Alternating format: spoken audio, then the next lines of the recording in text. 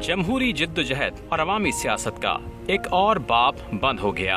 ANP Pakhtunkhwa کی سابق صدر بیگم نسیم ولی انتقال کر گئیں۔ ایک قدامت پسند سیاسی گھرانے سے تعلق رکھنے والی بیگم نسیم ولی خان پہلی مرتبہ اس وقت سیاسی منظرنامے پر آئیں جب 1975 میں ان کے شوہر خان عبدالولی خان کو گرفتار کر لیا گیا اور وزیر اعظم ذوالفقار علی بھٹو نے ان کی جماعت نیشنل عوامی پارٹی پر پابندی لگا دی۔ نیب پر پابندی کے بعد بیگم نسیم ولی خان نے نیشنل ڈیموکریٹک پارٹی قائم کی۔